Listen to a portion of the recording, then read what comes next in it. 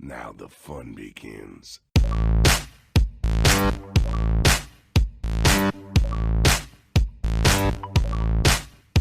Richard. Stop! You violated the law.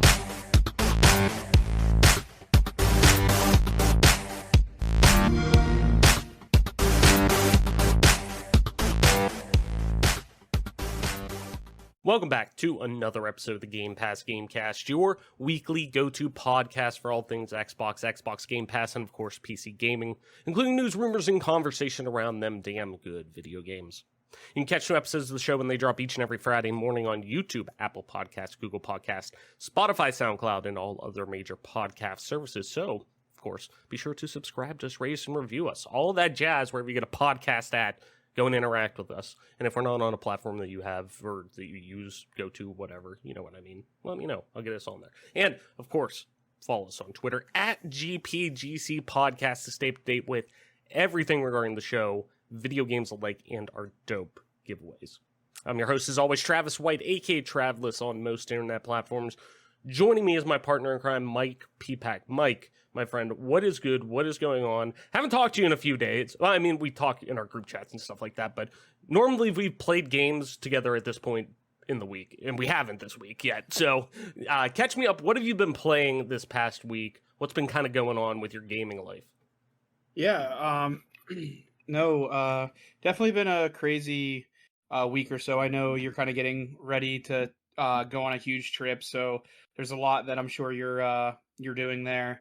And for me, I've just been playing pretty much a pretty steady diet of Valorant the past few days, kind of reluctantly, but it's been an okay experience, all things considered, I guess. And then also been mixing a little bit of Age of Empires 2 Definitive Edition in there again, just here and there, a couple games, and then actually mixed in a couple of games of Dead by Daylight here recently. So I've had a little bit of a mixed bag here, but well, yeah, that is true. We did play that on Friday for a little bit. Yeah, my heavy rotation's been Valorant though. Yeah. And whenever you're saying that reluctantly, I just, imagine the episode of fucking WWF Raw back in the day where Vince McMahon arrests Stone Cold and they're, taking him out. He's like, get that son of a bitch out of here. God damn it, not again. Literally. I ain't done with you, Vince. I ain't done with you by a long shot. No, but that's good. Yeah, it's kind of been one of those weeks that, almost status quo, I feel like, outside of, obviously us booting up Dead by Daylight, playing with one of our friends too, Cody, and trying it out, but instantly us having that bug a little bit of oh yeah, let's jump in. I haven't played Dead by Daylight in a while, and then 20 minutes into it, we're like, that's why. Yes, that is why we haven't played that. This is why we don't play this game. Yeah. But no, it was in a roundabout way. It was kind of nice to get back to it and play something different and kind of take a break from, I know we've been kind of grinding out Left 4 Dead 2 recently and stuff like that, so it's been kind of a little bit of a nice break to get in there, but we'll have to see what kind of comes along. What we're going to play this week, because I'm sure there'll be some stuff. I'd like to play some stuff before I leave on the trip, like you were saying. Finally going on the honeymoon. I got married in October of last year, as, a lot of listeners know and whatnot, but, fun fact, my wife's a teacher, so we can't go anywhere pretty much during the year unless it's kind of weekend trips or something like that. And where we're going, which is Iceland and Northern Ireland, the UK in general, a lot of places, London, kind of all around that area on a cruise. We can't do that in a weekend, so we had to wait till the summer to go and do that. So exciting stuff. But I'm really excited to really kind of dig in deep. There's been games, Mike, that I've been putting off playing because I'm no, this is going to be perfect for all the fucking flights we have to take. I can now play on my Steam Deck, stuff like that. Stray's one of those that I've been very much holding my tongue. I've been restraining myself. Don't buy the shit. Do not buy the shit. You're not going to play it for a while, so there's no need to spend the money on it right now. But I've been wanting to play that, And I've been like, no, that's going to be a perfect, it's like 5 hours or 4 hours, something like that. That's a perfect plane game to get on there. That'll be a nice one to knock out in our like first, like we have a flight from Pittsburgh to Newark and then Newark to Reykjavik. But the one from Reykjavik's technically overnight, but we're going to lose 5 hours because we jump ahead 5 hours getting there. So like, while it'll be like 7 a.m. there when we land, it'll be like, really, our bodies are just accustomed to it'd be like 2 a.m. pretty much. But that'll be like a perfect like game to play like while we're kind of like killing time on the plane or, layovers and whatnot. So coming back, it'll be worse. We have like an 8 or 9 hour flight or something like that. So it'll be a little worse, but going there isn't too bad since we'll be flying back from London. But yeah, there's been games I've been like putting off specifically for that I'm like, that's perfect to play on a plane. I want to have something to do. So like, I can't like go and fucking goes balls deep into all these games and stuff. So on my end, like you mentioned, playing a little Dead by Daylight with you guys. And Molly and I did start, finally got around to it. There was one other game that I've been like primarily playing, but which I've talked about the past couple of weeks about. Getting into that in a second. But Molly and I finally started up because we've been looking for something new to play. As Dusk Falls. So that's the game from Xbox that's being published by Xbox Game Studios. I can't remember the team on that. It's the very much like Telltale-esque, like choose your own adventure style game. Interior Night is the developer on that indie project. It's only about like 5 or 6 hours long, multiple chapters, very Telltale like, but it has the almost, it's like, I almost want to describe it as like watercolor painting-esque like scenes. It's like stop motion in a way. Like, it's really fascinating. The art's really interesting and really great, but it's definitely like, it takes a second to kind of get used to. Like, at first playing it, I was like, I don't know if I like this art style. Like, I can appreciate it. Like, it's the artist who took the time to probably, in some fashion, handcraft this, whether it's not actually, I'm sure they're using a digital stylus and things like that to make this, but, like, to handcraft these is very impressive. The detail on a lot of these environments and, characters and things like that are really incredible, and it uses 3D for the environments as well in some sections, so it's kind of this weird like blend of it a little bit, but it works. At first I wasn't crazy about it, but like overall it really, I think really works. But I'm really enjoying it. I think if anybody has ever had an interest in Telltale games, or like games in the vein of from Don't Nod, like Life is Strange, or Tell Me Why, things like that are really kind of these choose your own adventure, you gotta weigh decisions, and almost like butterfly effect games. You'd really like this. I really dig the cast of characters. They all have really unique and interesting kind of like tonal presences in the game. And it really, I think, is a standout game so far and really kind of like this nice, almost, sure, it's not a blockbuster title that we're getting from Xbox Game Studios, but it is one that I think critically stands on its own. That, at least so far, obviously, we're about halfway through it, but from what I've played of it and from what, obviously so many other people have experienced with it in the media, that a lot have said, hey, this is a nice kind of like, yeah, it sucks right now with the delay of Starfield and Redfall and, kind of shifting dates around with Xbox Game Studios. This is a great, hey, we know this isn't what we know that you're expecting the big quadruple A titles that we've been promising you.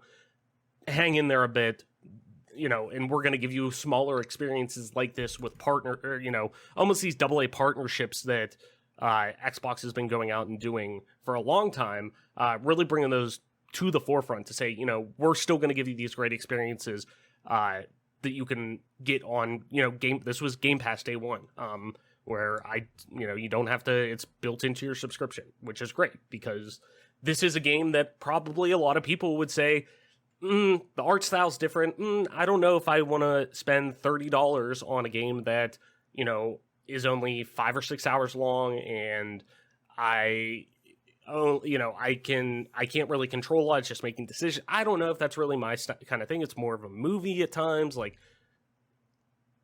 that kind of breaks it away from that. And I think these are the kind of experiences that really, really, really flourish under Xbox Game Pass. I think that's one of those perfect examples of this will bring people in and this will generate sales. Maybe not for, As Dusk Falls, like, given how short it is or something. And you never know. It might on, Steam or whatever, like, since it's on multiple platforms in that regard. But this is going to be one of those examples where Phil Spencer's talked about Game Pass helps generate sales for these titles because it may not be exactly that title, which a lot of people have ended up, doubling down and buying these titles after, even if they don't keep their Game Pass subscription or whatever. But it pushes the medium in different, hey, I want to play games similar to this. Like, I'm going to go out of my way. Oh, it's not on Game Pass. You know what? I've tried it. I like that style of game. I'm going to give it this a try. So yeah, so far I've been really enjoying my time with the game. These are always great games to play with, whether it's a significant other, group of friends, things like that. And what's nice about this is too, obviously I haven't tried it with streaming or whatnot, but it operates too in the same regard as you can, or at least you can, operate it in the same way as like the Jackbox games, where you can send out a code that people can get on their phone and boom, pull it up, and you can all vote on questions or responses to questions and prompts that come up throughout the game and make choices that way. And also, too, it has a really great streamer mode that can be integrated with your Twitch channel, that you could have chat vote on things and stuff like that in real time. So it's really, really, I think, a unique title, and one that I think will critically overall be remembered pretty well. But really, I think a unique title for Game Pass to get in there. But we've been really enjoying our time with that. We'll have to see how it ends, obviously, but so far we really like it. And then my other thing that I mentioned, I finally wrapped up my replay of Red Dead 2, that is. But yeah, man, I think the longer I sit with this game, now it's been almost 4 years since it came out, I think it still is the perfect example of when, or at least the most complete example of when people ask the question, are video games art? I think this is the perfect example that you point to somebody and say, if this isn't art, I don't know what this is. It may not be for everyone. And, Mike, you're a huge fan of the first Red Dead Redemption. Second one necessarily didn't click with you as much. But I think it's one of those things that if you sit down and show somebody, it's almost inarguable that you can't say, like, what this does has pushed a medium forward, and more so blended the line between, immersiveness and, that concept of designing something and have somebody interpret it a certain way or interact with it. And that really, art's supposed to make you question a lot of things and, contemplate on it. And I think this game does that in so many really interesting ways that the longer I kind of sit with it, the more I kind of think, like, this is a game that theses should be written on for kind of those, like, conversation pieces that so many people bring up around gaming. I really, really think that, it isn't especially that year they came out in 2018, it wasn't my game of the year, because I still think 2018 is probably the best year in gaming, at least modern gaming, past, 10 years or so. I still think it's one of those, it's not perfect. There's still some questions of, I really recommend everyone going and checking out. I always thought Nakey Jakey did a really good video on how outdated it can be at times, in terms of some of the gameplay aspects and, how you, I guess, the flexibility and the bandwidth you have within missions to kind of go and do your own thing and kind of, tackle things in different ways. Like, Elden Ring, I can go and approach various things throughout the, quest that you're on, and it doesn't have to be a complete, I don't have to go and just do the, paint by numbers kind of approach to it, where in Red Dead, because I think that game took so long to develop, because the world is fucking immaculate, and it is just like I talk about God of War. It doesn't waste a moment of your time in there. Everything that is in that world has a reason and a purpose. Because I think they took so long doing that, the missions and some of the ways that you tackle and implement gameplay elements to it really kind of took a hit.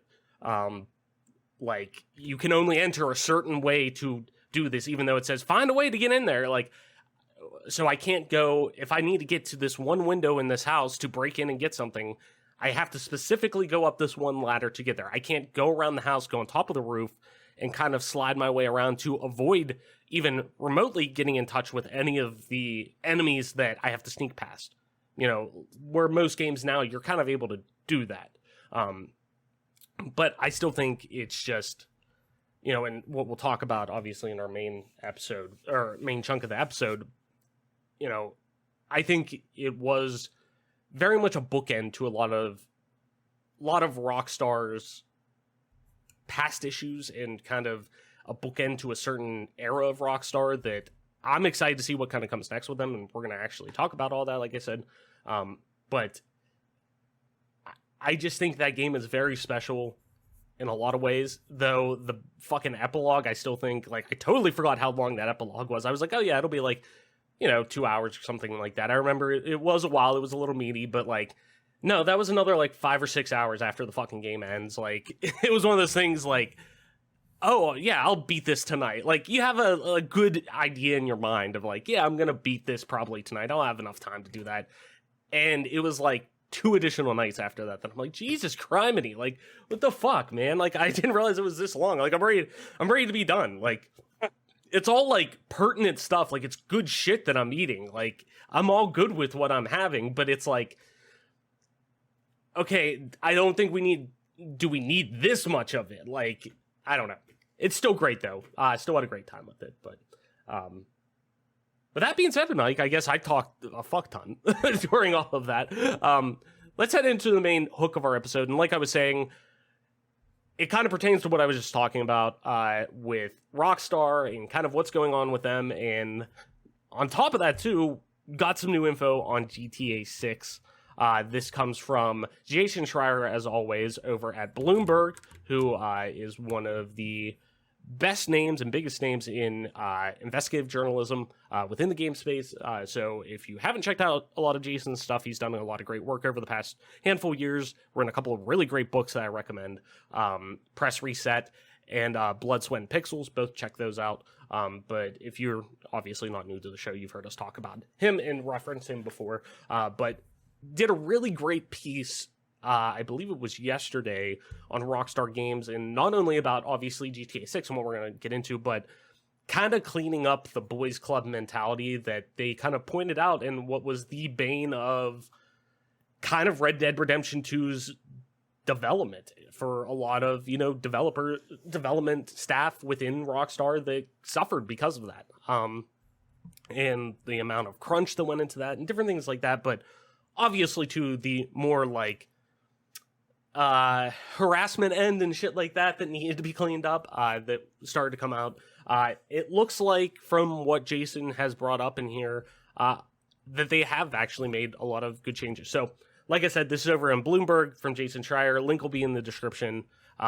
Make sure to go over there and give Jason a click and Bloomberg. In the summer of 2020, after a police officer killed George Floyd, Rockstar Games quietly shelved a mode of play it had planned to release for its Grand Theft Auto Online game. Called Crops and Crooks, the mode was a twist on the children's game where players organized into teams of good guys and bad guys, but seemed especially tone-deaf during the global reckoning over police violence.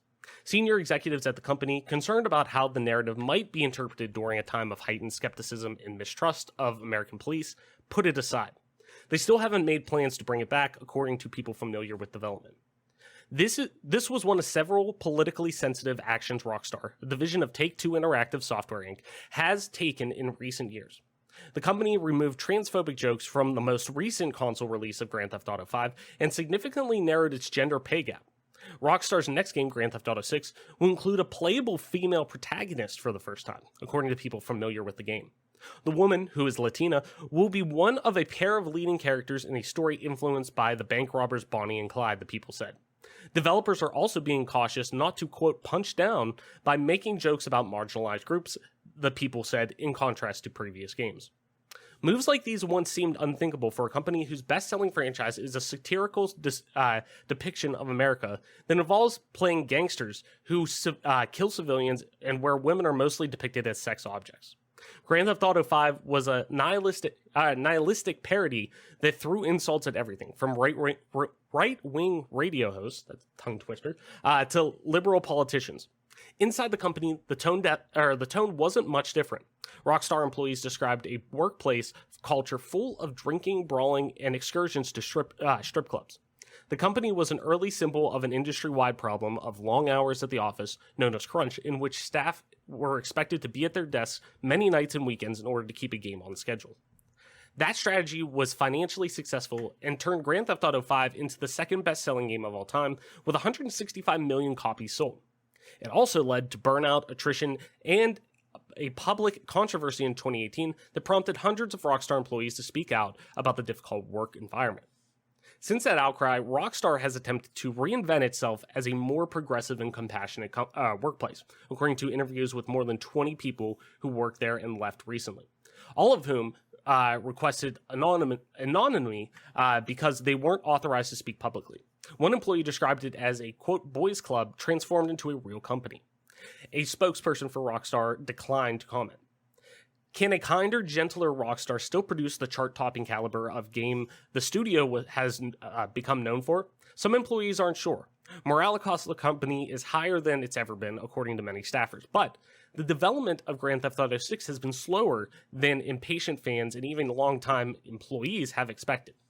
Much of that has to do with the pandemic, but the delay is also due to some of the changes that the company implemented in an effort to improve working conditions, such as restructuring of the design department and a pledge to keep overtime under control.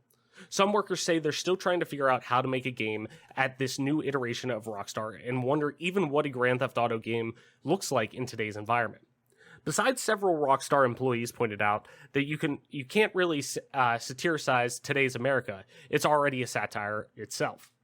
Between the company's new mandate and the 2019 departure of Dan Houser, who led creative direction on many previous Rockstar games, all signs suggest Grand Theft Auto 6 will feel very different than its predecessor. Rockstar Games was founded in 1998 by a handful of British game makers as a subsidiary of Take-Two. With 2001's Grand Theft Auto 3 and its sequels, the company revolutionized open-world video games and grew to employ thousands of people with offices in California, New York, across the UK, and beyond. Grand Theft Auto products accounted for 31% of Take-Two's $3.5 billion in total revenue in fiscal 2022, according to the company's filing.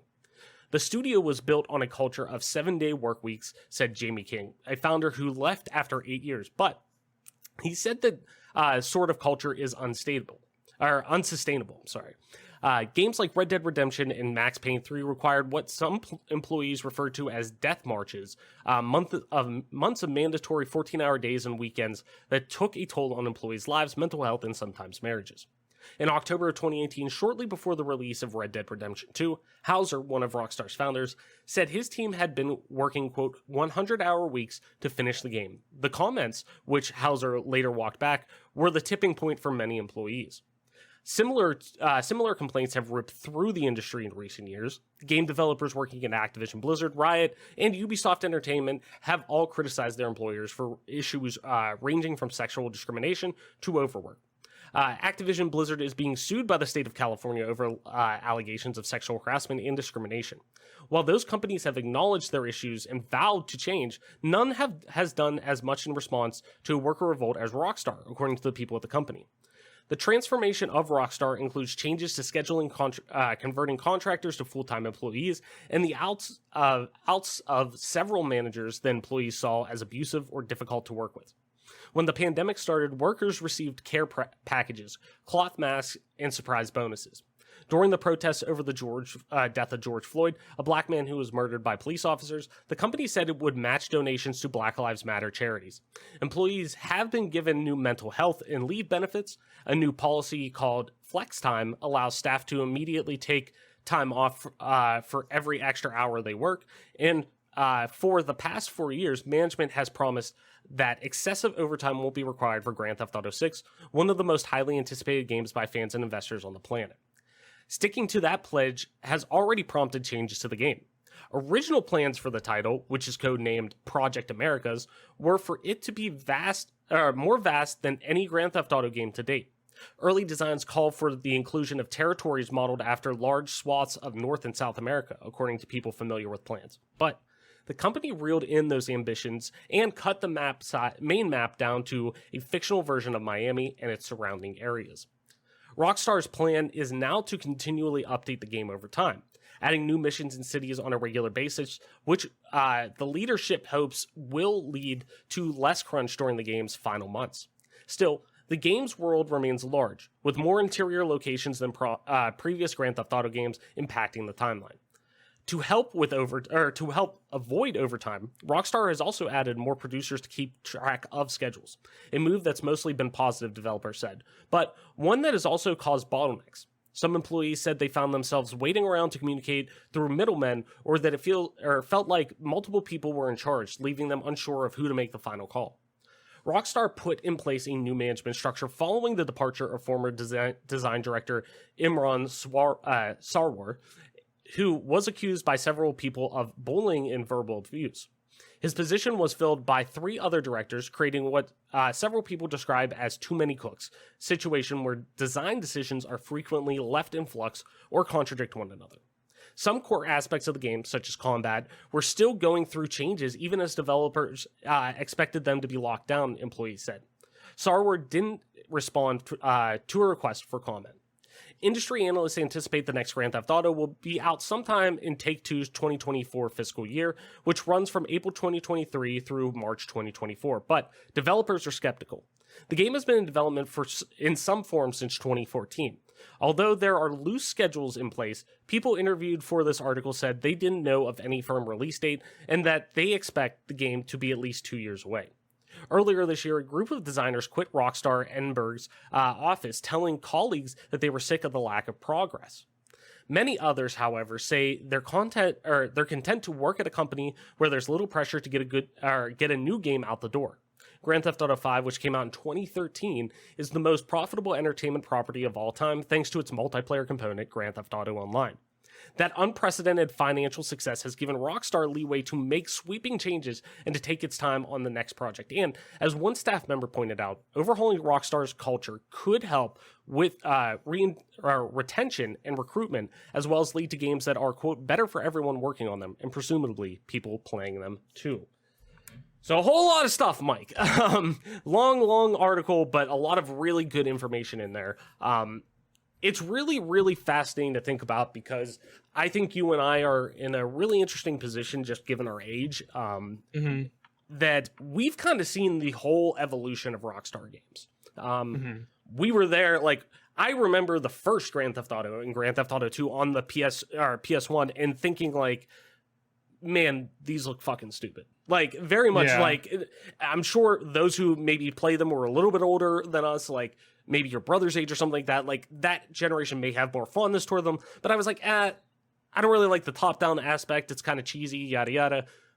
But then we were there for when really the boom of those games with Grand Theft Auto 3 took off. And seeing that from, obviously, 3 to Vice City to San Andreas, and then obviously on to 4 and then 5. But kind of seeing Rockstar become this just juggernaut and really leaning into what made them so successful, which was making incredibly, even for the time, detailed, and not necessarily in the sense of like graphically detailed, which they were for, 2001 with, Grand Theft Auto 3, but detailed in the sense of everything felt purposeful while you're playing that in the world and interactive and whatnot, and their writing. And a lot of that being very much leaning into the idea of we have to make parody. Like, we have to, what do people love to make fun of the most? And it's things that they know about, and it's things that they see every day. We need to lean into that and make this satirical version of what American society is. And, you know, you look at things like South Park, The Simpsons, Family Guy, that leaned into so many of those aspects for so long. Like, there's a reason why they've been around for so long, because people kind of, I'm not the biggest Family Guy fan or anything like that, but like, you know, there's a reason why people love watching those still, and it's because they find humor in the everyday things that they point at, that they point to say, like, yeah, this happens in our life too, but it's much more bombastic and satirical. But at the same time, you can see a little bit of truth that's hidden in there too at the same time. But that's really interesting to think about moving forward with after this article, and kind of, you know, looking into what Jason has said and, you know, the information he's gathered on what this game actually is with Grand Theft Auto 6. Obviously, it's a game that I feel very safe saying probably, if we're asking the general gamer, it's the most anticipated game of all time. I think it's more anticipated than, you know, obviously Elder Scrolls 6 for some people. I mean, me personally, I'm more invested in that. But games that so many people have been waiting for a long time, Half-Life 3 and things like that. Like, I think Grand Theft Auto 6 now is the most anticipated piece of potentially pop culture out there. Is it possible to make really kind of what Jason had brought up, and not in a way of, you know, yeah, you want to eliminate a lot of those punching down aspects, that if there's things that are blatantly racist or blatantly, you know, homophobic, that there's a difference between things that are, you know, jokes that can be made about the society and the world that aren't, you know, homophobic, and things like that that are, you know, worth making jokes at and things like that. There are those, but there's also, you know, the shit you just like, we're kind of past that as a society. But in the same time, kind of having that gloves off approach, is it possible for Rockstar to really, do you think, might kind of catch lightning in a bottle again with another hit, given, you know, where our society is at right now, and, you know, looking back on a lot of things that Rockstar did, whether it's Grand Theft Auto, even, you know, Max Payne, Red Dead, you know, Manhunt, for Christ's sakes. I mean, that game's brutal. You know, things like that, do you think with what made Grand Theft Auto so successful in the past, since a lot of that's changed a lot, is it possible for them to really have that same effect, and the same reasons why so many people have, you know, attached and clung to Rockstar games for so long?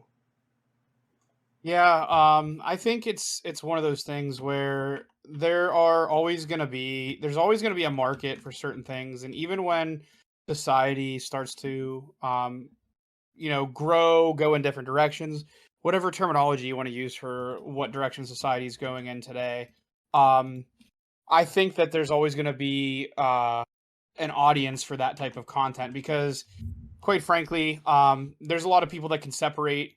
There are people that can separate real life from art, if you want to call it that. I mean, I would argue that that's what it is.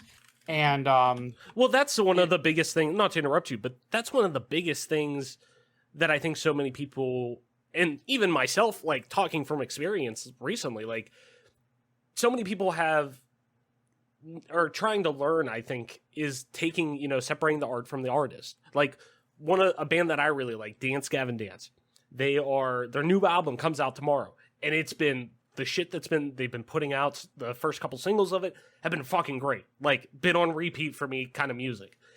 But their lead singer, who has now taken some time off and stuff like that, was accused of some, you know, sexual misconduct and things like that. And it's one of those things of like, yeah, do I want to keep listening to this? Like, this music's great. His voice is great. The, you know, the dirty vocals that John Mess does, the screaming, like, that's on another fucking level right now. It's great. Like, their music is just on another level. But there's that part of me also that is like, yeah, you know, we don't know if this is true. Obviously, I'm more in the camp of, you know, I try to at least believe people at their word at first. And, you know, if that's actually happening, you know, if that actually happened or whatever, yeah, that's horrible. And there needs to be repercussions for that and whatnot. But at the same time, you know, that doesn't reflect everyone in that band and what they put forward. Just like, you know, with Activision and Blizzard and all these games that we've loved for so long that, you know, yeah, there's some shitty fucking things that have gone on.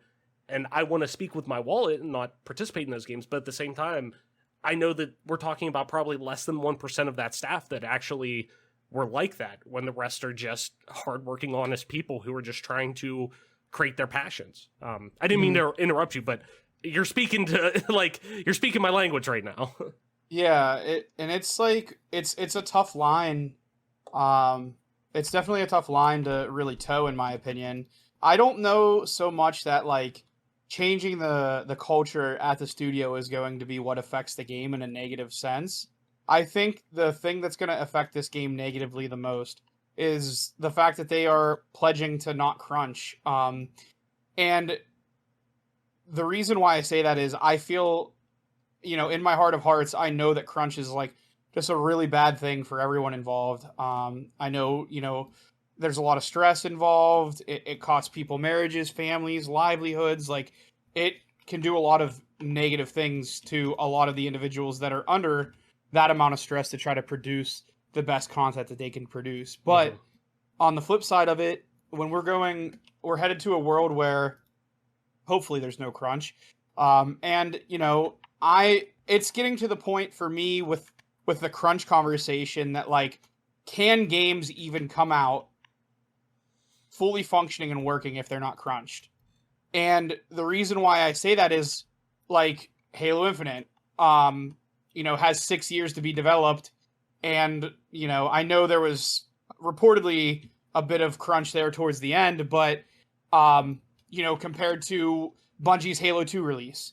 And I'm not trying to get into this conversation of like, how bad do you want it as a developer? Because again, I feel like people that might have worked at Bungie back in the day probably were miserable, but like people in society didn't really care. They weren't gonna change the American way, if you will. And Bungie put in a lot of work to really release their games. There's stories about Rockstar back in the day crunching so hard to get their games out. And, you get these quote unquote full legendary type games from them. But, there was a lot of sacrifice put out, by the developers who sacrificed, in some cases, almost everything to make that happen. And what I begin to become concerned with is not so much the fact that there isn't going to be crunch or the fact that,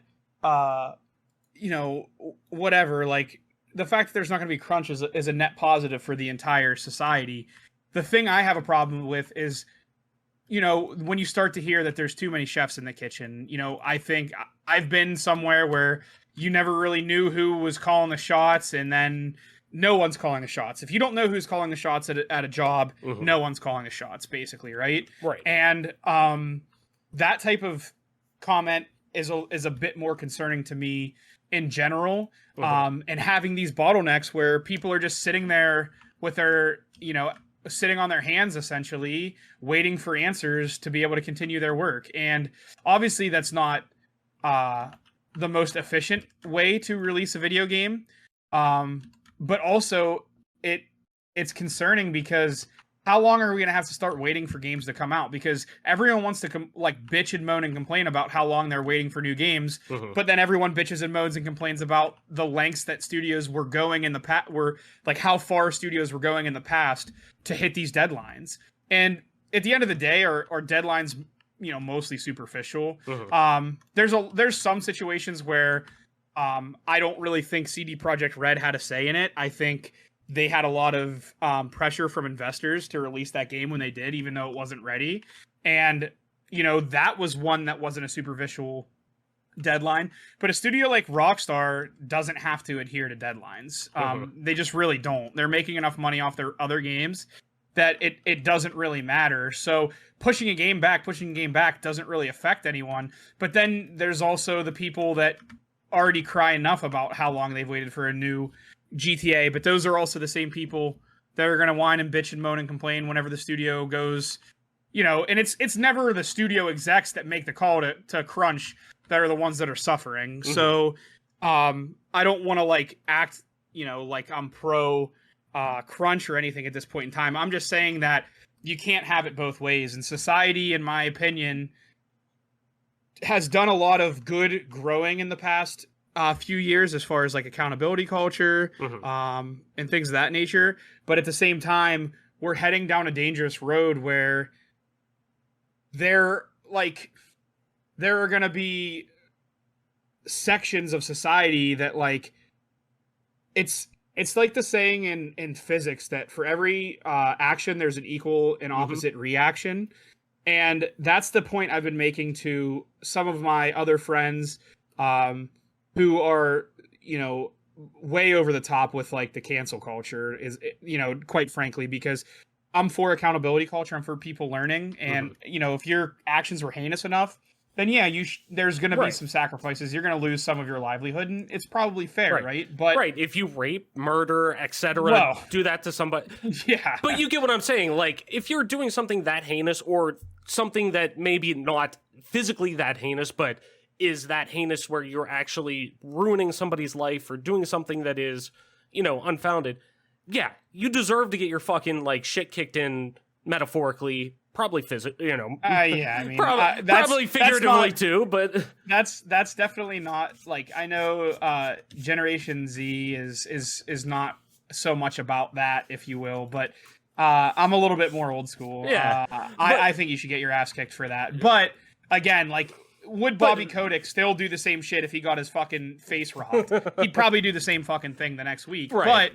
But my main point is, like, for every bit that, and for how far that society wants to push one direction, eventually it's going to correct. And I just am afraid that it's going to wind up correcting way in the wrong direction, because it's too fast. And I know that people are going to say it's not fast enough. Society isn't moving fast enough, that, you know, in 2022, we shouldn't be having certain things happen. But I'm telling you, like, society as a whole, the baby boomers aren't dead yet, and they're not ready to give up their ways. And there are a lot of people that are older than us that are a lot like the baby boomers, and they're not ready to give up their ways, and they aren't going to go down, like, they're not going to go with the flow of society because they don't agree with it. But if you give people time to digest, and you give people time to learn and grow, then that's one thing. But like, just deciding one day that, you know, you tell some person from the country in West Virginia about LGBTQA plus whatever, you know, however long that acronym is what they always want to say. Right. Like, they don't want to accept that, because you're telling them one day what's right, and they feel like you told them one day what's right and one day what's wrong, when in reality we've been moving in this direction since probably 2015, like seriously moving in this direction. Right, where you're actually seeing widespread reverberations now finally. Yeah, and like, this is all a long convoluted way of saying, like, GTA and Red Dead are successful for a big reason, and you can't strip games down to you know, adhere to Weenie Hut General. Like, you just, like, there's right and there's wrong. Like, I wasn't gonna do it, but I'm gonna go on a little bit more of a tangent. Like, this bullshit about teabagging in video games being sexual harassment, come the fuck off of it. Nobody agrees with. I'm sorry, but like, if you agree with that, if you see your body getting teabagged in Valorant, which you can turn the dead bodies off, by the way, and you are triggered by that, you are spitting directly in the face of like people who have actually been sexually assaulted or sexually harassed in real life. It's not the same thing. You need to be able to strip yourself away from the video game. You need to be able to strip yourself away from the media that you're consuming. And if you're not able to do that, you're probably not responsible enough to be consuming the media that's affecting you anyway. And that might be the hard truth, but it's just the truth that, like, if we continue to trend in this direction, it's gonna get way too crazy with this shit. And I don't want, like, you shouldn't be able to go into GTA 6 and go rape and pillage and do all that kind of shit. Like, it's not, they didn't really do that back in the day. No, but like, you certainly can't. The worst you were, for the most part, outside of the hot coffee mod. I think you could pay for. You could pay for hookers. Yeah, that was probably the worst that you could do. You didn't see any of it outside of the hot coffee mod in San Andreas. Like, outside of that, though, it was like, yeah, you pick up a hooker, she takes $50 off of you, and the car rocks back and forth, and that's it. and that's like, PG. That's actually probably like rated G compared to what, no matter what country you're in, what your government officials are doing, and they're making people do it for free. So realistically speaking, that's kind of where my feelings are, is like, I agree that some things could be stripped out of these games to make them a little bit more digestible. But if, again, video games aren't made for everyone. If it triggers you, if it bothers you, then don't watch it. And this isn't like, I don't want people to go down slippery slopes and start thinking that I'm talking about like snuff films or shit like that. Like, oh, you can't watch someone get their wrist slit, so don't do it. Like, shut the fuck up. That you know what I'm talking about. I'm not talking about serious matters like that. I'm talking about specifically what people create in a video game, because I'm part of I'm part of like the belief system that like, I don't think comedians who just roast people are funny necessarily. In fact, I really don't think stand-up comedians are funny mainly at all. A lot of them are really gimmicky. They use, like, there's times to use swear words, and I love to swear a lot, but like, half the comedians I feel like that are super popular in stand-up just swear the whole time, and it's really not funny. Yeah. And there's a fine line between being funny and not being funny.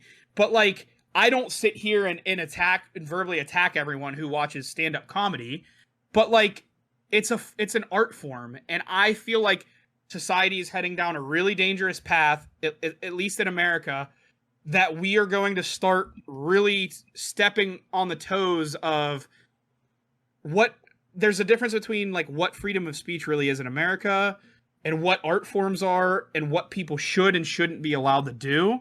And I feel like society is getting way too close to blurring those lines, to where a lot of that type of media, whether it be comedy, music, whatever, that type of stuff is in danger, in my opinion, of suffering greatly. And it shouldn't be that way, because it's never been that way before. And I know some people might say, well, it's never been that way before, so why should it be? But then you start going down the path of like, how much is enough? Like, how much is enough? Are you going to stop me from calling someone an idiot? So what am I supposed to call him then? A stupid head? Like, how far are you really going to go before all this ends? And that's where I could see a lot of concern. But this is all a super long, convoluted answer of saying, like, I still think no matter what Rockstar does, they have earned the status of literally videotaping or audio recording one of their executives having explosive diarrhea, putting it on a disc, and people are going to pay $60 for it. It just doesn't matter, because it's Rockstar. Yeah. And that's where they're at. So it doesn't really matter. Is it going to be a masterpiece? Is it going to be an all-time classic? That remains to be seen. I think that type of discussion is when you start to get into the, how much is this game going to suffer from all of that? And it's not even just no crunch. It's not just accountability culture. It's not just censoring yourself to appease the masses. It's all of it thrown into a cauldron and boiled, because that's what you're going to wind up getting. Just one of those factors, it could be cause for concern for people. But I know at the end of the day, Rockstar is going to find a way, because they always seem to find a way to elicit purchasing from a lot of people. And I never beat Red Dead 2, and I've never really played the Grand Theft Auto games, because it's just not my jam. Like, and that's okay. But like, I'm not gonna be mad at someone else, you know, if that's what they like. Right. And you know, I will you know, I will surrender the floor to you. No, man. You're free to go now, but it all boils down to it does boil down to a concern. If it was one of those things, like, or two of those things, if it was, you know, workplace environment and crunch being removed, I'm still 100% no sweat. GTA 6 it's still going to sell gangbusters. Like I said, even if someone was just audio recorded, you know, having some extreme bowel movements, it wouldn't matter. But when you start to add in censoring yourself and this and that and the other thing, like, it's going to get to the point where, when is it too much? When are there too many barriers for you to succeed? And GTA 6 won't be what suffers. But this is all to say, like, this is where the live service games are really beginning to rear their ugly head because people want to bitch and moan and complain about Halo Infinite and the lack of content there. People want to bitch about all the other games that have come out recently with the lack of content. Well, if there's no crunch and, they're censoring themselves, guess what's going to happen with GTA 6? There's going to be a lack of content whenever the release date is, unless they make it 10 years. And then you're going to bitch about waiting 10 years, which it's already fucking almost been 10 years. So you're going to bitch about waiting 15 years. And, if they're going to release it and it's not going to have anything with it because that's the nature of it.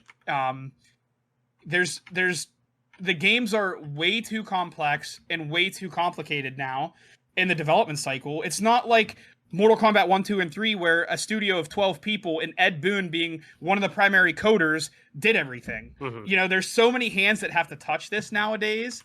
There's so many hands that this goes through. And it's going to be an empty content release game, and people are going to bitch and moan and complain about it. And that's going to be the way gaming's going to be for the foreseeable future until they figure out what's happening with crunch and how they can really work around and maximize their capabilities while working within all these constraints. And again, I don't agree with crunch. I don't think it's a good thing, but it's something for you to think about. Do you think the developers of old classic games, and it's a different world again. Mm-hmm. I want to reiterate, it's a different world nowadays. But do you think Ed Boon was calling it quits after 7 hard hours? No, those guys that made Mortal Kombat 1, 2, and 3 were there for probably 12... Or Ed Boon, for sure, was probably there for 12, 13, 14 hours. But the problem is, the game development studios aren't run by people like that anymore. It's run by the fat pigs that don't even do shit. Look at Bobby Kotick. Mm-hmm. That guy's a fucking legend. Look at him. He's probably never lifted a weight once in his life. And he's a fat slob, piece of shit, absolute scumbag of the earth. But he's calling all the shots at Activision. So it's not the people that are actually working on the game calling the shots anymore, which I think is where the biggest problem is with development studios nowadays. Because it's true with 343, it's true with EA, it's true with everyone. It's not the people who are making the games on a day-to-day basis aren't in roles of leadership, and you can tell. Mm-hmm. Well, yeah, and there's a really interesting conversation that's to be had with creative mediums, and I think people who are creative, and it's that line of like, well, at what point is, what you're doing, your work and your passion and your hobby kind of like blend?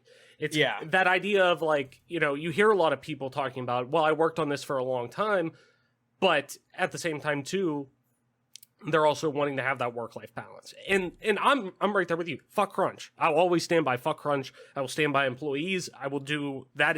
I'm an employee first person. That I'm all for unions, that as long as they're done in the proper manner. Like we've had enough shitty jobs where it's like right. So and it's to the point where I will always stand in the. You don't have an employer without the employees to begin with. So, those are the people. Everyone's a human. You need to take care of them. Yada yada. You get what I'm saying. But a lot of creative mediums, especially like when we're talking about different departments within game development, like art and things like that, where people are toying after hours. People are working on passion projects. People are working on things that are hey, I want to take this home from the office and work on. As somebody who's like messed around with 3D art and things like that, like there's been a couple of days where like it's like classes and things like that, but I end up working on it for like 12 hours. Like I start in the morning in between stuff at work, yada yada. I bring it home when my wife goes to bed. Like maybe I'm not playing video games and I am working on that. Like because I'm like I have that creative bug right now and like I want to keep going on it. I don't want to let it go kind of thing. And it's trying to find a way to do that and balance it, and it's hard to tell people sometimes, hey, don't do that. Like you don't do that. Don't pick that back up. Let it go for the night. Yada yada. Like it's hard to kind of do that at times, and I could see where people are a little hesitant to kind of say like, okay, well, the reason why we had so much success was because you'll hear a lot of granted, studio heads, so it's like, okay, take it with a grain of salt, but some of those studio heads were in positions when these original games like, Grand Theft Auto 3, 4, Vice City, GTA 5, like Red Dead 2, like some of these games that people were on the front lines for developing and are now in executive positions that they talk about, like, you know, as much as it sucks, like, the game really came together in the last 3 months, and it was during crunch, like, or that, you know, we got our best work done during that. And that's not a good thing, but it's a thing where I can at least say, like, well, you know, if it's coming from the horse's mouth kind of thing, it's kind of all, you know, also hard to say, like, you know, I didn't make this game. If they feel that's where it came from, you know, it's trying to find new practices that you can eliminate that, but also get the same objective done and the same, you know, get the same quality of product. And that's, you know, this is really going to be like the first time this has happened kind of thing. Because we haven't really seen too many studios outside of, like, you know, Riot Games has been pretty vocal about, you know, some of the course of, you know, actions they've done to change their course of being a very hostile work environment, and, you know, both from a sexual standpoint, from a, you know, verbal standpoint, things like that. Like, they've been changing a lot of things they've done. Granted, not perfect. There's still stuff that's come up, but over the past few years, there's, you know, they've been very vocal about the things they've done, and it seems like things have actually changed. But they're doing games as a service, so it's a little different compared to, hey, we're making this product that is technically in the box, complete, put on a shelf, and if we don't touch it technically ever again, it's done. Like, that's okay because it's done. Like, this is technically can be a single player game. Like, Grand Theft Auto is, yeah, you can play the game forever technically, like, if you want to. And with GTA Online, same with Red Dead and Red Dead Online, like, you can still keep playing and all this stuff, but, like, there is a set campaign and story, quest, whatever you want to call it, in that game. And you are playing that as somebody who is a single player person, like, sitting down to play this game. There is an objective within that game that you can't complete. And if there was no online component with that, that would be a complete in the box game, like, good to go kind of thing. And that's where it's really interesting, where there aren't these deadlines of, like, yeah, there still are, but it's more rolling with live service games where people are logging on to play the game all the time for the game loop itself, and where there's smaller objectives, but these objectives are all, like, you're playing, you know, it's deathmatch, like, something like that. You're playing that multiple times, like, it's built for quick, fast-paced, boom, boom, boom, where a single-player game is built for to usually experience one specific story. You're sitting down, you're investing time in the world. There's just different avenues that you need to go through, and the development cycles probably are a little bit different on each one. Granted, not a game developer. Game development is incredibly hard, and I haven't made AAA games, so who knows? But from what I take from this stuff, at least in my opinion, you know, there are some different avenues that all these go down. So it will be interesting to see, like, okay, like, there were different ways to their, you know, the synergy that was done from a logistic standpoint in terms of the actual work that's being done on this game. You know, what's going to come of that? And me personally, I've always had the stance of, because it's very much, at least in that aspect of it, take away the frat boy culture and all that shit, that, like, that shit, fuck that shit, get it out of there. Like, everyone needs to clean house with that shit. You should be going into work. I don't care who the fuck you are. If you go into a job, no matter what you do in life, really, a job shouldn't matter, but you go in to do your job, like, you shouldn't have to worry about, shit, I'm a woman and I'm going to have somebody come out here and fucking flip their dick onto my desk, and, you know, as a joke or something like that. I don't mean to giggle, but, like, no, but yeah, but that's shit. I'm just that you picturing some, like, grubby fuck doing that, right? like, But that's like Bobby Kotick, right? But that's what you hear, like, people fucking do, like out of the Blizzard stuff, or, like, you know, sending around nudes of a woman as a joke or whatever that were sent out, and she kills herself. Like, it's shit like nobody should have to fucking deal with that, whatever they do in life, but especially when they go to goddamn work, because nobody fucking wants to go to work to begin with. Like, nobody wants to. I don't live to work. I work to live. So, like, you know, I don't want to go and deal with that shit on top of that. Like, you get what I mean? So, like, point being, like, fuck that shit. Get out of there. What I'm talking about is more or less, like, the actual, like, if people want, you know, the employees better taken care of from a logistical standpoint in terms of their actual work and what they're doing and getting done in their pipeline and, you know, whatnot. It's like the conversation around the price of video games, where, you know, to be honest, if you want these bigger bombastic games with more detail and things like that, like, and especially too, where the one industry that hasn't kept up with inflation, like, has been video games in a positive way, where we should probably have been paying $70 about 10 years ago for a video game. And it's been, the industry has kept it to $60 up until recently, but has kept it to that $60 mark for a long fucking time, where, you know, well, if you want all these things, you know, games are getting more and more expensive. It's not crazy you shouldn't be completely shocked when you're asked to pay $70 for a game instead. Okay, well, if you want these games to come out and you know, devs to be treated appropriately, which I do, and I'm okay with saying, cool, I'm okay with this game coming out once every 8 years. That's fine. If this expansive game that they're making or whatnot, to me, I'd rather take that trade-off. I'll play something else. There's way too many fucking games to begin with. Like, there's too much shit for me to play. So, like, I'm okay with that personally. And I just put, me personally, I'd rather see, hey, I'm making a living making games, and, you know, yeah, I'm working 40 to 50. Yeah, there's going to be overtime, don't get me wrong, but as long as they're being paid appropriately and they're not forced to do overtime, or like, hey, you need to do this or you're fired or you're getting sued or whatever, like, you're breaching this contract and we're going to sue you for not, you know, oh, you can't go to your kid's fucking bar mitzvah or whatever, like, you know, that whatever family event, like, no, you gotta put in your 60 hours this week because of that. No, like, it's stuff like that it's like, okay, well, I'm okay with waiting 7-8 years for this game to come out if that's the case. So it's a very interesting conversation, and especially too from the standpoint of Rockstar, of they've made games for such a specific way, in such a specific way for such a long time, to such grandeur success. Will that translate? And I personally, I'm with you. I personally think it will. I think we're going to see this game. It's like, you could put it out. They could, realistically, if this article never came out and they just put out a trailer and said, hey, Grand Theft Auto 6 is happening and it's happening tomorrow, it would sell, you know, 100 million copies in the first month. Like, it'd be over. Like, it'd be the best-selling game of all time. Easily still, no matter what. But it's, you know, if it's going to take a little longer, I just think that only, if you ask me, that's only going to help the game.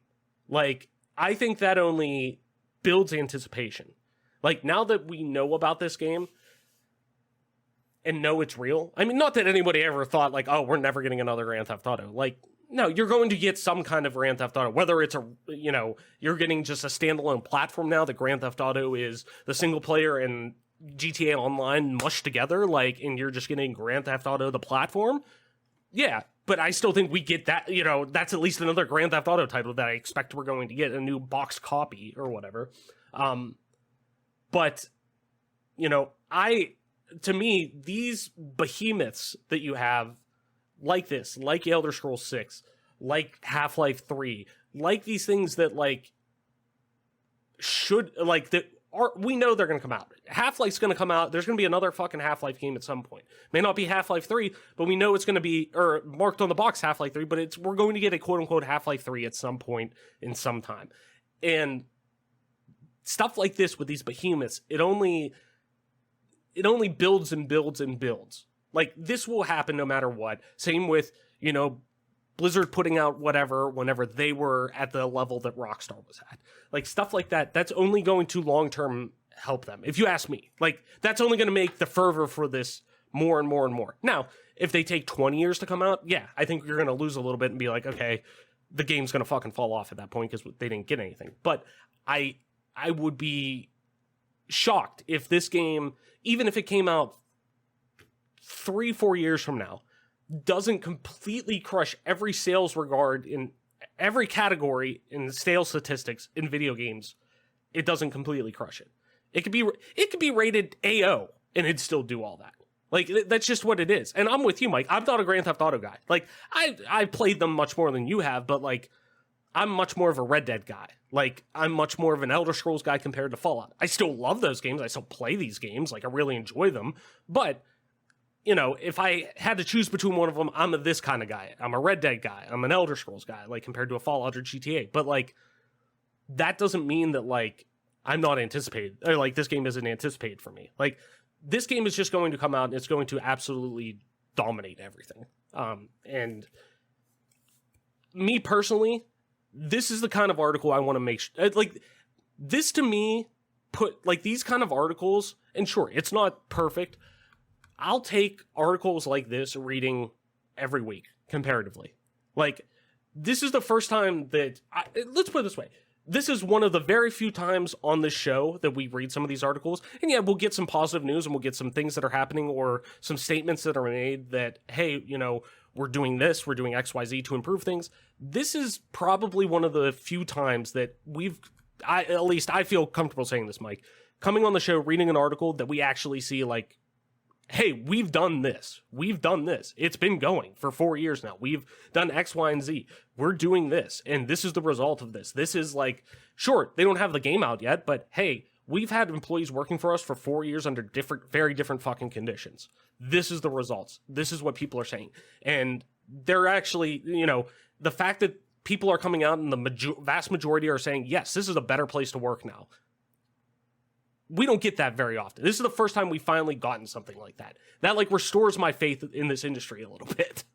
I don't know. Maybe that's just me talking, but like, I'll take that shit. And, you know, you brought up a good point about in terms of, you know, the satirical end and whatnot. And, you know, yeah, it all comes down to context of what I believe in. It all comes down to context. Yeah. And there are people who deserve heinous shit done to them. But I'm more in terms of like they did heinous shit and they deserve to get canceled and this and that. Yes, I'm more like you, Mike. I'm in the camp of accountability culture where somebody fucks up that they did something and it isn't earthbreaking. It doesn't physically hurt somebody, mentally hurt somebody, you know, in a regard that is truly damaging to them. And they're showing remorse and they're showing, hey, I've been working on this for the past year or two. Like, this is where I've come now. That's not the person I was like doing and trying to become a better person. I'm in that camp. I want people to become better. Yes, there's heinous shit that people have done that is, you know, irreparable, or they need to just fuck off, go to jail, put them in, you know, be in jail, whatever, like that kind of thing. Yeah. But, you know, it's like, it's just like this, like with the context of what these games are doing. In the same regard, like it comes to content of it. And yeah, sure, let's not do like straight up homophobic shit. Like, or let's not just do fucking racist shit in the game. Yeah, I'm all for that. Let's move away from that. That's fine. I'm cool with not doing that. Like, I think a lot of people are cool with not doing that. And if you are cool with doing that, like even if it is in a very, very poor tasting joke and you're okay with that, then you have a bigger, like, that says more about maybe you than the fucking game or whatever. Like, then you need to work on yourself kind of thing. But, you know, moving away from that stuff, but also too, like, you look at South Park or something like that and them focusing more on the political satire and things like that aren't necessarily like social satire and things like that are more, you know, that are much more problematic now to do. You know, I think they found ways to keep going and keep going and keep going, you know, how many years later now, you know, 20 years later down the road or whatever, like there's a reason because they've adapted that. You know, I think that can be done with Grand Theft Auto. To what degree that we see that at? But I think Red Dead's a really good, and maybe it's just because I've just recently replayed it, and it's fresh in my mind, but like seeing the writing of that and like kind of thinking about this article whenever I was first reading it yesterday, that I was thinking of Red Dead and I'm like, you know, this is still a Dan Houser game. This is still a lot of the long-term writing staff within Rockstar who's writing this. And sure, Red Dead is much more of Red Dead, especially 2, well, 1 and 2 are very different games to some degrees, but where 1 was still is much more satirical of Western, but 2 being much more realism built into it, but still having satirical, you know, aspects to it, or parody even. I thought it leaned more into that parody and then satire of it. And I thought, you know, okay, the writing's still great in this. Can they tell, like, can Grand Theft Auto maybe, does it need to be necessarily, you know, dick jokes or boner jokes or, and prostitutes running around or anything? Can it be more like, why can't we get something like a crime thriller that's built into Grand Theft Auto? Where, yeah, you could still have some humor, some, lightheartedness or something like that. Like, you could still, like, have the satire in it, but Red Dead has that, but also has a pretty deep and compelling narrative to it. Like, where I'm feeling a lot of emotion when reading, or when playing this game, where I'm seeing ways that Arthur is interacting with people. I'm seeing the way that Arthur's contemplating his life and talking about, peeling back this idea of him being, yeah, I have to be this grizzled man to so many people and this, but really, right now I'm fucking afraid. Like, I'm scared. I don't know what to do kind of thing in mortality and dealing with all this stuff. And it's like, if that can be done in-house with the same people working on this game for the most part, why can't that transition to Grand Theft Auto? Why can't Grand Theft Auto mature? Why can't Grand Theft Auto take, a step into realism? And yeah, maybe realism will get a little sketchy, and there are some things that maybe they want to try to tackle that may be problematic. And sure, if it's truly bad problematic, I don't want any part of it necessarily with the game. But, if they're trying to send a message and, maybe try to figure out ways to shed a light that is satirical, but also sheds a light on, hey, this is what police violence is doing right now. And yeah, this may be you think's funny or whatever, but this is how it's really going on right now. Like, shining a light on, oh, you think that's funny? That's actually what's going on right now. Like, things like that. Like, it's very complex the more I think of it, but it's just, it's fascinating to see what's going to become of this game. And, like I said, I'm all for the fact that if this game takes, it's already gonna be at least a decade since the original version of Grand Theft Auto 5 released. It could take, realistically, if you want to count probably the previous gen, like the Xbox One, PS4, PC versions of this game, to be the true release even of, like, yeah, this was the most played version of this game kind of thing. Sure, do you want to take it at least being 10 years since the game came out between titles? I'm okay with that. Like, and if it takes a little bit longer, I'm okay with that, because that means I know that crunch isn't happening. I know that there's actual culture change and people aren't being, threatened or aren't being felt, having to deal with sexual advances or anything like that are unfounded. And, it's just stuff like that. Like, if that's what it means and I got to wait for a video game to come out, I'm fucking great with that. So, anywho, Mike, I think we tackled a lot of deep shit today. In a good way. I thought, no, and I think I'm glad we have sometimes these conversations come up, because I think they're important conversations to have. And I'm glad at the end of the day, I think this is good from what we're seeing. Like I said, I'm all fine if I wish we had more articles like this come out and say, yeah, it's not perfect now, but we're seeing a lot of advances forward. We're seeing steps forward, and we're not seeing steps back. Like, we're seeing better shit happen in this industry. And it's coming, and especially too, it's coming from a pillar in this industry of Rockstar. Like, one of the biggest pillars, one of the most well-known entertainment developers, really, who released one of the biggest entertainment properties in the world. Like, that speaks volumes. That it really says, okay, if Rockstar can do it, you have no excuse that anybody else shouldn't be able to do it. Like, in terms of these big, like, these huge corporations, we're talking Ubisofts, EAs, what have you, these ones that have multiple subsidiaries between them, multiple development studios between them, where communication is very, scattered at times throughout. If they can figure it all out, you could figure it all out. Like, get it done kind of thing. So, anywho, Mike, I think that's going to do it for our episode this week. So why don't you tell people where they can find you online, talk about all we talked about today, GTA, Rockstar, all that good stuff, and everything we really talked about with going on and just being a better person, we hope. Where can people find you on the internet to talk about all the nerdy stuff we talked about today? Yeah, you can find me on Where the Bluebird Sings. Shout out. At TOYSXLDIER. That's Toy Soldier, and the second O is an X. Or you can find me on Twitch at MP_Toy Soldier. Nice. And as always, I'm your host, Travis White, aka Travelus, on most internet platforms, including at Travelus_ on Twitter. That's TRAVLESS_. You can also find me streaming time to time on twitch.tv/Travelus_, same as Twitter. And want to play some games with me, you can do so at just regular old Travis, pretty much on any platform, but specifically Xbox Live, just TRAVLESS. Play some games with me, add me on there.